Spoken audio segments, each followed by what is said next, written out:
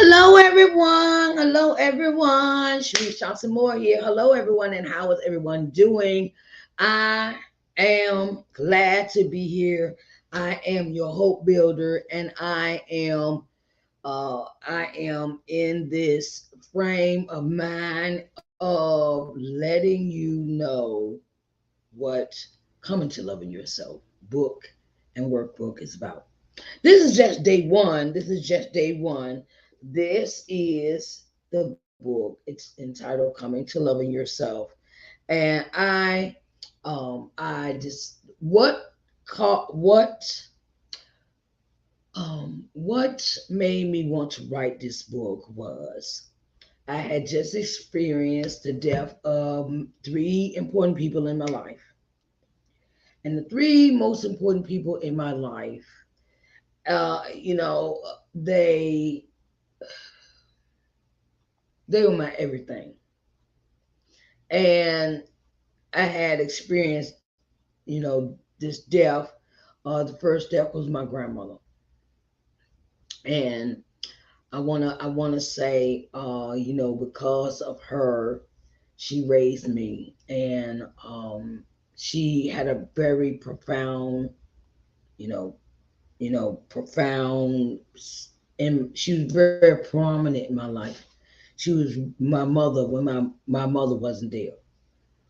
And I just wanna do this introduction correctly. My name is Sharice Johnson Moore. I am your hope builder, lifting you up out of your sorrow by guiding you to see the Christ within through scripture and practical applications. And I am here to reintroduce you to my books, my business, my ventures that I do. I'm a minister, an author, a motivational speaker, gospel artist, executive producer of four virtual broadcasting shows: Morning Word and Worship, Let's Talk Sunday, Entrepreneur Corners, and Authors Excerpt Sunday. And I wanted to come and speak with you and reintroduce myself to my public audience, those that may not know me or never heard of me. And I wanted to say hello. My name is Sharice Johnson Moore, and I am here to tell you, to give you, to really get you into what Coming to Loving Yourself book is about. Okay, so the backstory behind this book is I had lost my three most important people. I spoke about that a little bit, in a little introduction. And the thing is that I wanted to reintroduce this book to you. This book was written in 2017. It was published in 2017. I had my grandmother had passed November the 5th of 2011. My father passed away July the 14th of 2014, and then my mother passed 6 months later in January of 2015. And while I was sitting in my mother's funeral, I heard a voice speak to me. And the voice spoke to me like, how could I say this? The voice spoke to me just like if I was standing in front of the person. This voice spoke to me heavily. It spoke to me prominently. I did not hear nothing. I didn't hear when the voice spoke to me. I didn't hear my brother talking. He was at the podium. My oldest brother, Eugene, was at the podium talking. And the voice said, "Now it's time for you to write your book." And I was looking around like, "What?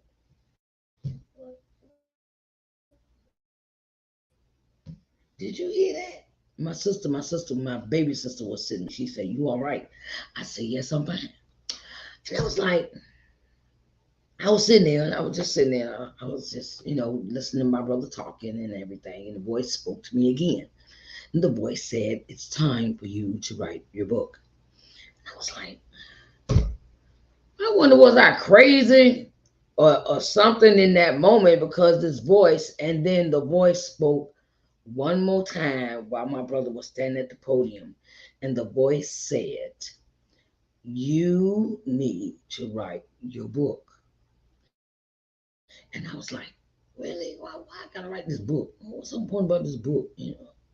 I wasn't really thinking at the time about the book.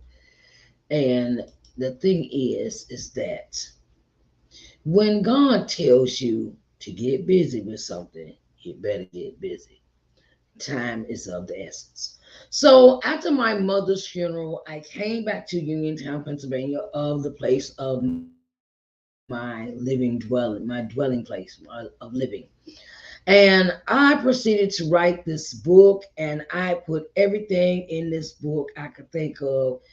And God guided me through the whole process of this book. And during this process of writing this book, I learned so many things. I mean, I learned so many things about how to write a book, what not to do, what to do if you make a mistake, what to do. I have learned so many things in this journey of writing a book. And um, during the process, by being an autobiography, of course, we have to change the names of other people in the book. We can't put their real names, or we have to get permission from the person to get to have their name in the book. And in this process, I put everything in this book that I thought was my flaws. My first, I want to read Coming to Loving Yourself is my autobiography. Autobiography inspirational book. Okay. And I want to say that if anybody that's writing an autobiography, tell your truth. This is what this book did for me. It opened me up to tell the truth about everything I experienced in my life. And I wanted to share with you something out of chapter 1 today. We have 5 days. We got 5 days. Five. One, two, three, 4, 5. We got 5 days to really get to this point in our lives where I'm going to open up to you about certain things that may have happened, and I want to share them with you out of the book. Okay. In chapter 1, I speak about my beginning part of my life. I speak about the beginning. Speak about the beginning. Chapter 1, the beginning of my life. I'm going to read the first page of chapter 1 for you.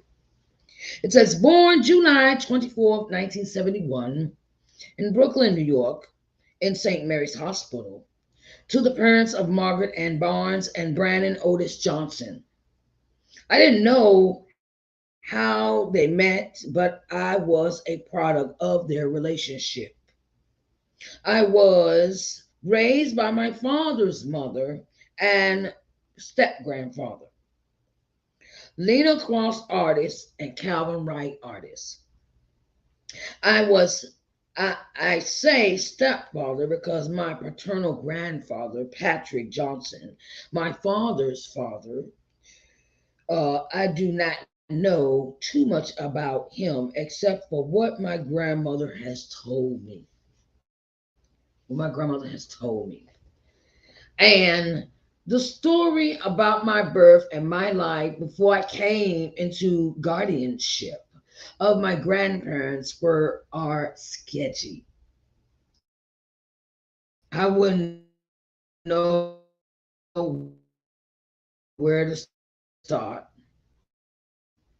The story that I was told by my grandmother and mother were viewpoints that had two different viewpoints, and I didn't know what to believe. My parents, as it may seem, were two ships passing in the night. Two ships passing in the night. And uh, the relationship didn't last long because my father was married to another woman named Martha Brown. And they had two children together, Leah and Rachel. They are my two half sisters on my dad's side. My mother had other children before I came along. Timothy Hicks, Francis Renee Hicks, Taryn Hicks, Violetta Hicks, Tracy Hicks. These are my half brothers and sisters on my mom's side. After my mom had me, she had another child, Wanda Felicia Sarah Barnes, which was from a very short lived relationship before she married Mr. Walter Talley. And she raised her as, and he raised her as his own. At birth, my parents didn't have time for me in their lives, their busy lives. When I was born, my mother brought me to her home that she shared with her aunt, Catherine Barnes. And I vaguely remember her because I was too young to remember her. I didn't know what possessed my mother to leave us with our great aunt Catherine, but my older brother told me that our mother was out running the streets, having fun, hanging out at the bar not too far from where we lived. That is a excerpt from chapter 1.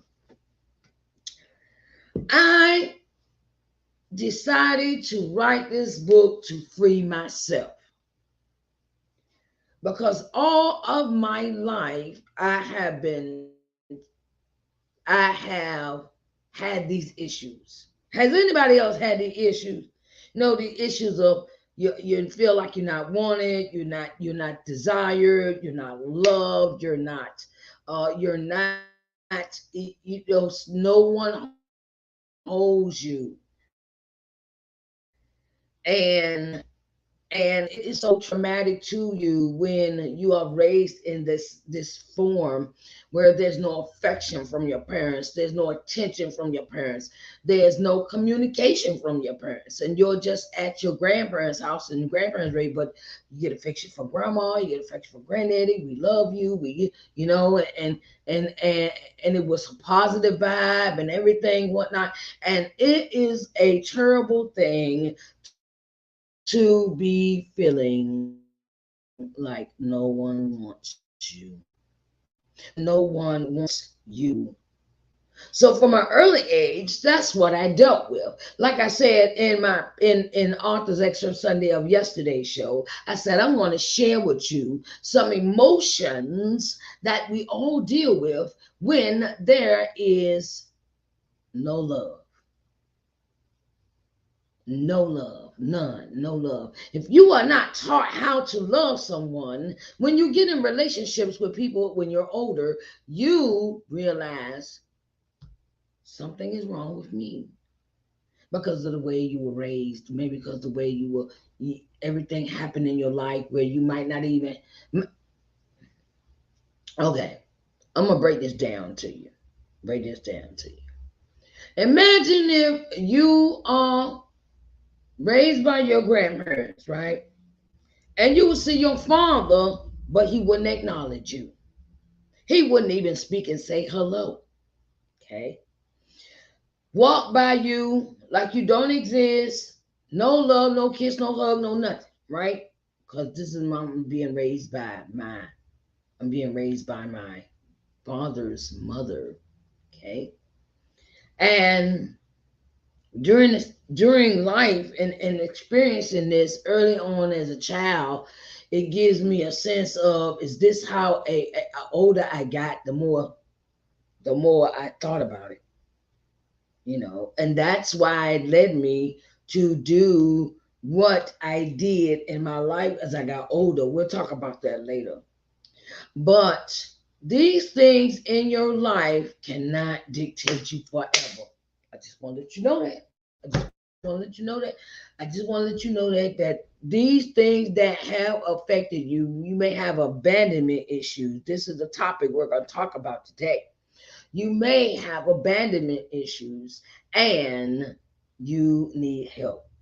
That was one of my issues I had to face with my therapist that I started seeing maybe 2 years ago. Abandonment issues.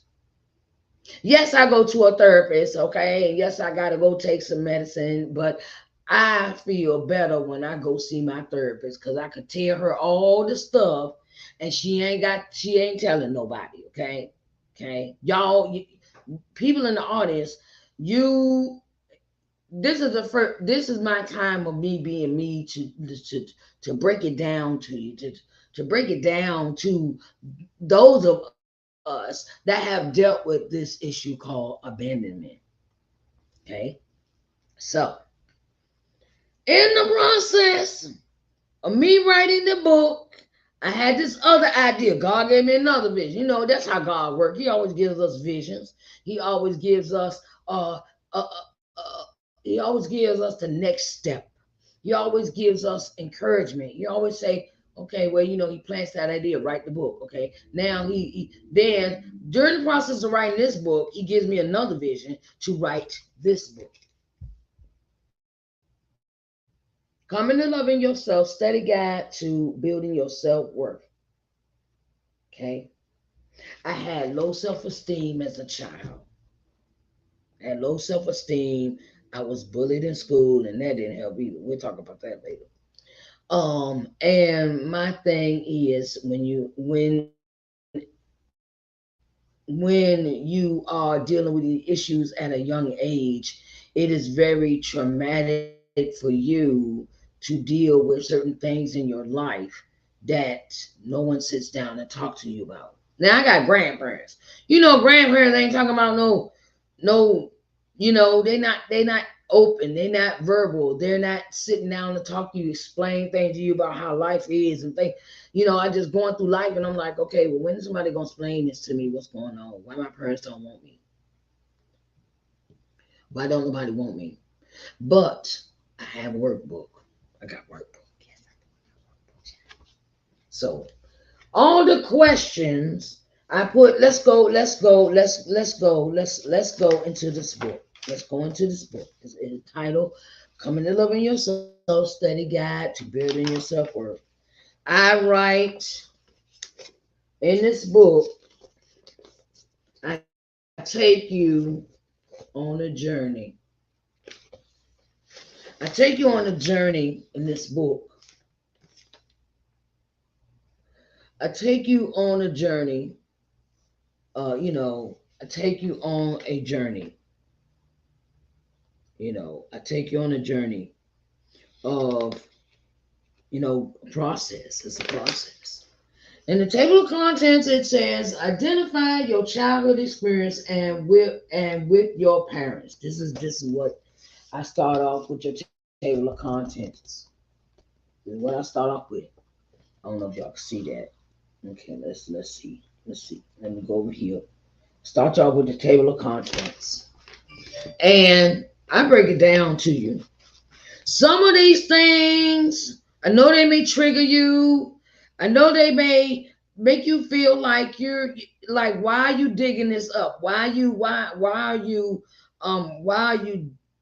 digging into my soul of stuff I want to hide and stuff I want to bury and stuff I don't want nobody to know about. Now, I don't want nobody to see that part.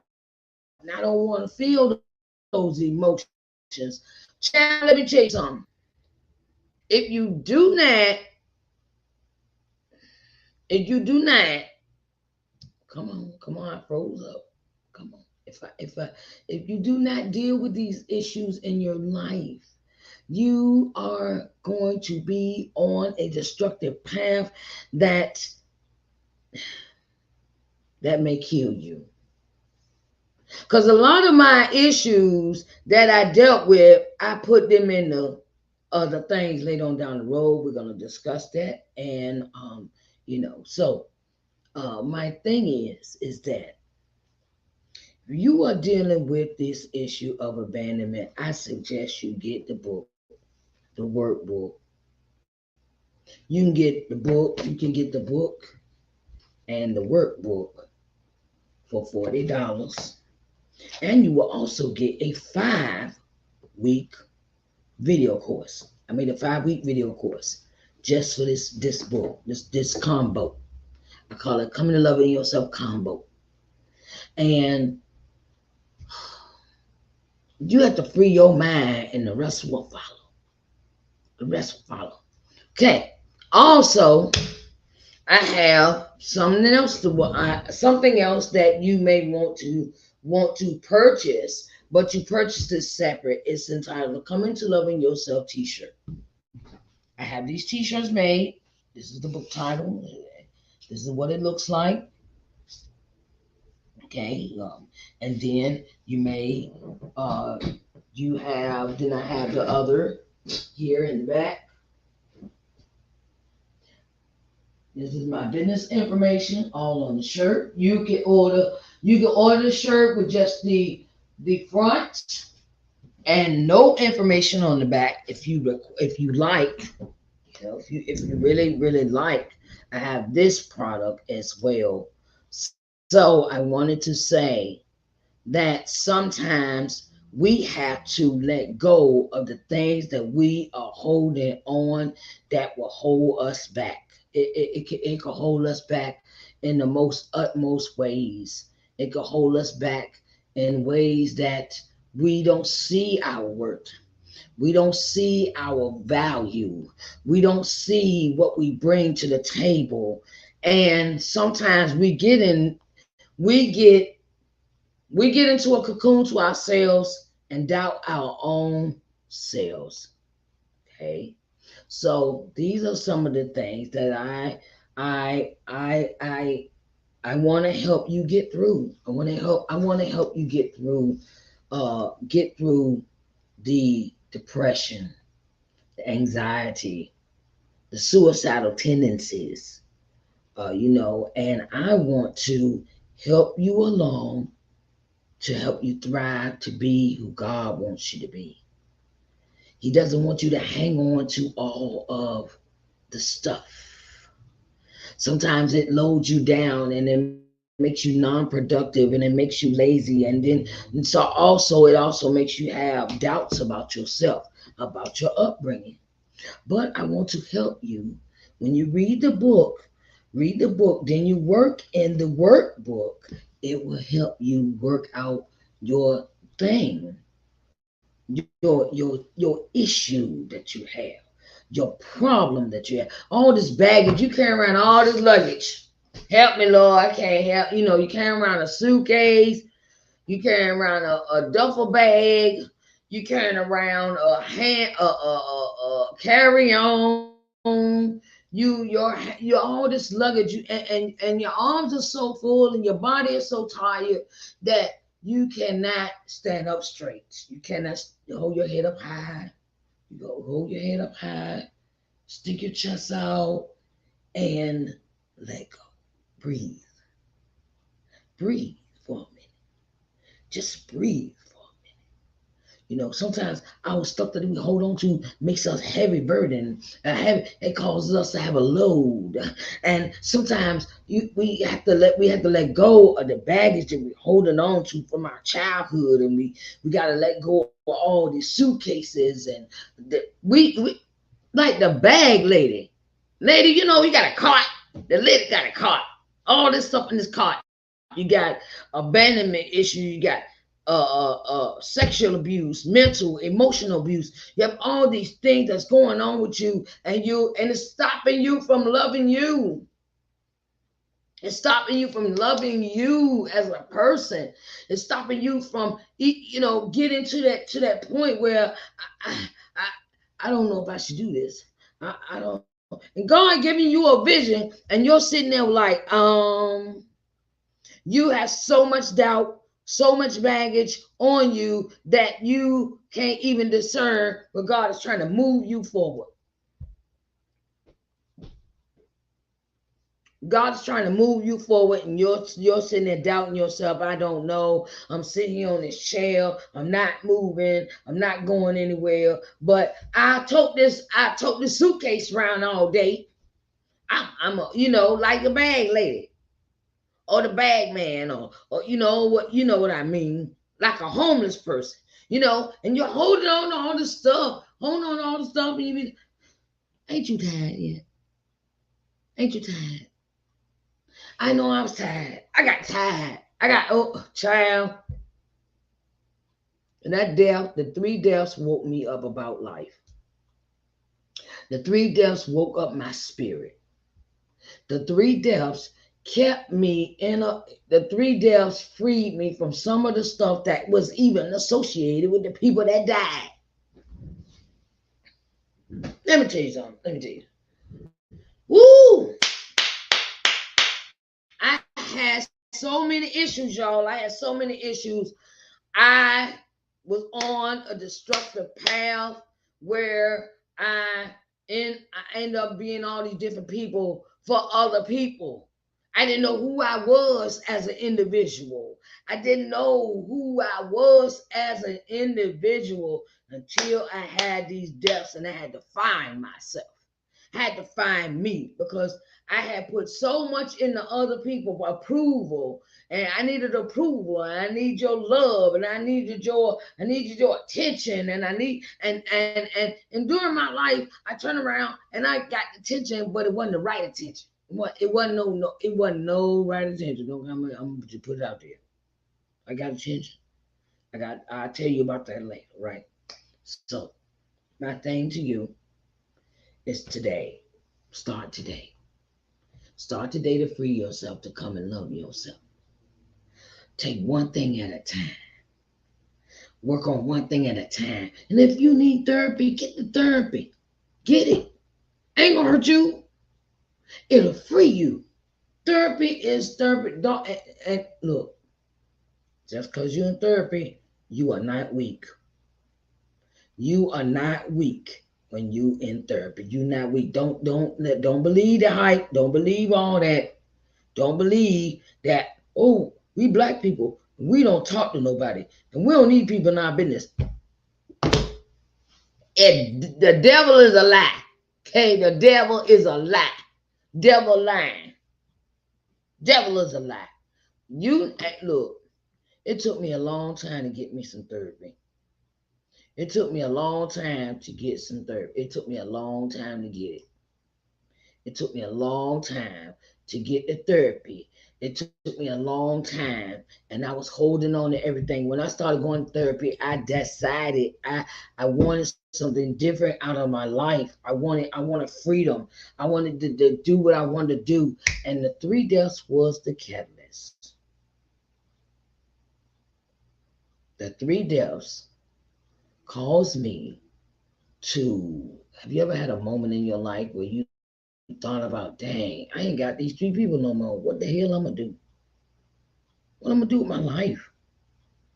What I'm gonna do with my existence?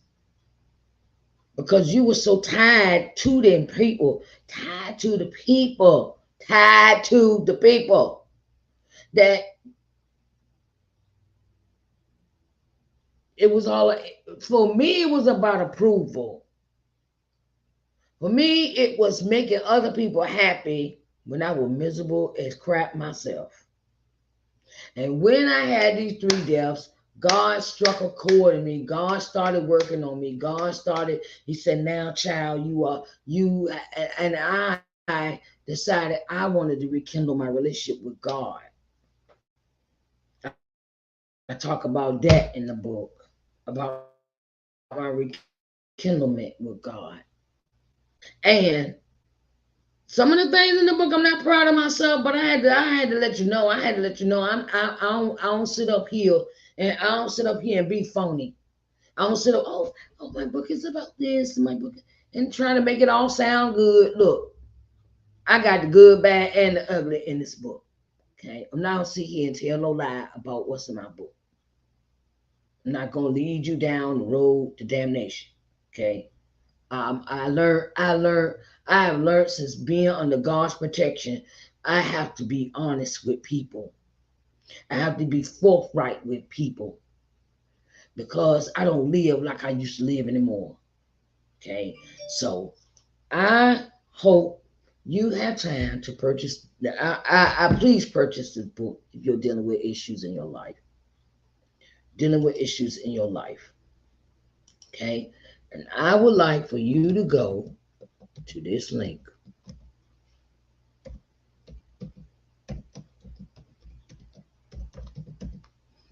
to purchase your book. The set, okay, let me put this in here. Set is $40. Okay. Okay. One book, the Coming to Loving Yourself book, the book, the autobiography by itself, is $20. Okay. That includes your tax, shipping, handling, and tax. $20. Okay. And the workbook is $20 today. $20. Okay. Make sure I ain't got no too many zeros. You know, I want that mistake. Okay. All right. That's what we're gonna put this here. PayPal for the set is $40. You get the free 5-week course, video course when you buy the set. You get the free 5-week video course. Okay, you get the 5-week video course for free. Free now, free. Free. FREE. Now I don't know who I don't know who gonna give away stuff for free. You get 2 books, and then you get another. You get a gift, a special gift with your book today. Okay. And I want to say that I want you to get back to loving yourself, babies. Get back to enjoying the things that you really want to do in life. If you want to be an artist, be an artist. If you want to sing, sing. If you want to crochet, crochet. Be you. Do the things that make you happy, because you ain't got but one life, babies. One life. One life. One life to live. Enjoy it, because life is short and fleeting. Okay. All right, everyone. It has been an honor and a privilege to come to you today to talk about, on day one, I bring out some things in this book that I have dealt with. I have dealt with these things, and I want to help you come to love yourself again. I want to help you. I want to help you thrive. I want to uplift you. I want to motivate you. That's what I do. Okay. All right, everyone. It's been my honor and a privilege. All right. So I love you very much. And I will see you tomorrow at 12 o'clock. Okay. All right. Tomorrow, 12 o'clock Eastern Standard Time. And we're going to talk about some more stuff in this book, in the workbook. Okay. All right. I love you. And I'll talk to you later.